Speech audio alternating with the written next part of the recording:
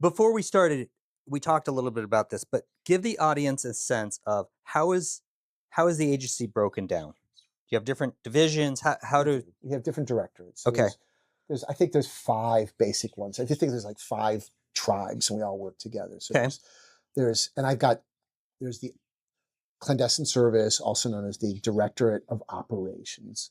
These are the folks like myself who do, we recruit and securely run human intelligence sources. And so we're the classic spies. We're the bonds. We're the most charming, best looking, most humble, obviously. And then we have the folks who do analysis to provide the president with, take all the intelligence from human and SIGINT and all the rest and put it together into intelligence products and do a lot of other things. So there's the analysts, they're the smart guys. And then there's the S&T, science and technology, the world of Q from James Bond that do all the gizmos. And then are the folks who do support and logistics, who are the unsung real friggin' heroes of the agency, right? Can make anything happen anywhere at any time if you let them, all right? And I think increasingly we're the fifth tribe now is cyber and that world as well. So Mm. we all work together. We're all different, and just like with our military or law enforcement brethren, things work best when we work together.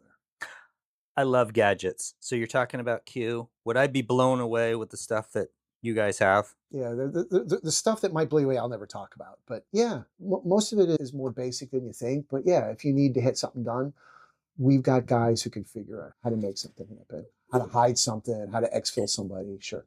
Technologically wise, though, does it filter down eventually? Like you guys create something super cool. Does it eventually get to military public domain? Yeah, yeah, Okay. by and large. Yeah. So yes, and I'll say this about these unsung heroes and the S&T side, and especially in the cyber side and the logistics side, the support side. These are guys who could make quadruple what they could on the outside. And they really serve and they do these great things for way less. For all the folks out there with deep state conspiracies, these are guys taking, who would do things that you probably wouldn't do. They're taking, pay cuts of 75% because they believe in the Constitution, representative democracy, and doing the right thing.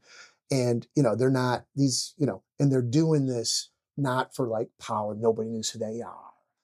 And unlike the rest of the world inside of the agency, what we earn is no secret to anybody. We're on the GS scale. You're a GS 14. Everybody knows what you make, right? You can like friggin' just look it up online. Yeah. So this is not a money thing. It's not a power thing. It's really, people who are trying to do the right thing. And I think sometimes we have difficulty, keeping folks because like, look, I got kids to feed. I got college kids, and so we have some really magnificent people who do some really cool stuff. Nerdy question for you. You're talking about the GS scale. How does it work for the CIA? Like for DEA, it was GS 13. Here's your base play plus, I don't know, I think you got 25% of your AUO, uncontrollable overtime. How did it work for you guys?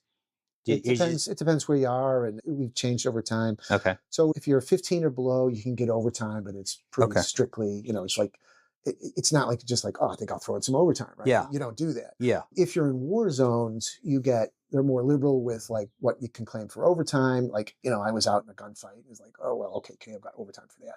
And then when you hit so 13, 14, 15, which is where most of our folks are. Mm-hmm. And then once you hit SIS, the general ranks, you can't get overtime anymore. So you actually make less money. So the higher up you get, the less money you make. But hey, man, it's golden key to an empty room. But yeah, let's go back to the deep state conspiracy. So the higher up you get, the less money you make. Golden key to an empty room. That is great. I've never heard that one. That is awesome. Yeah. So I liked being with people who were doing something because of what they believed in. And that goes for like special forces guys who could make more money elsewhere, and, law enforcement officers who could make more money elsewhere. They're doing it because they want to protect their families and protect our way of life. And those are really unsung heroes. And we all abide by the rules that called law and order, Yeah. our laws.